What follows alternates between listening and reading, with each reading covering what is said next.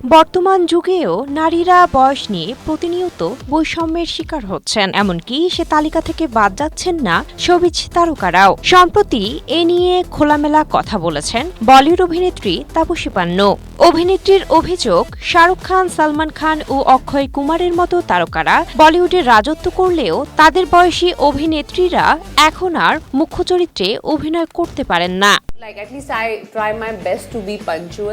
এক সাক্ষাৎকারে তাপসী জানান, ইন্ডাস্ট্রিতে অভিনেত্রীর বয়স বাড়ার সঙ্গে সঙ্গে নানা রকম কটাক্ষের শিকার হতে হয়। তবে পুরুষ তারকাদের ক্ষেত্রে এমনটা হতে দেখা যায় না। পুরুষদের বয়স বাড়লেও দিব্যি সিনেমায় প্রধান চরিত্রে কাজ পেয়ে যান, আর উল্টো দিকে নারীদের বয়স বাড়লে গল্পে নায়িকা হওয়ার সুযোগ কমতে থাকে। তাপসী বলেন, ইন্ডাস্ট্রিতে যতদিনে আমার পায়ের তলার মাটি শক্ত হয় ততদিনে 30 পেরিয়ে গিয়েছে। তখন নির্মাতারা বলেন, রোমান্টিক কমেডি ঘরানার ছবিতে অভিনয় করার বয়স আর তোমার নেই। কিন্তু ক্যারিয়ারের শুরুতে একটা সময় ছিল যখন আমাকে শুনতে হয়েছে যে এই চরিত্রের জন্য অল্প বয়সী মেয়ের দরকার নেই। কিন্তু পুরুষদের ক্ষেত্রে এরকম হয় না, সেটা তো দেখাই যায়।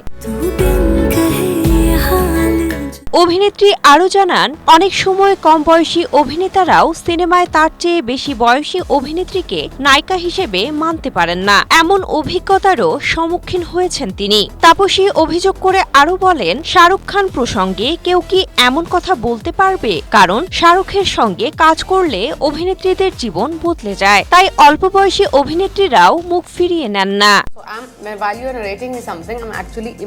Cynthia Aktari, Asia post.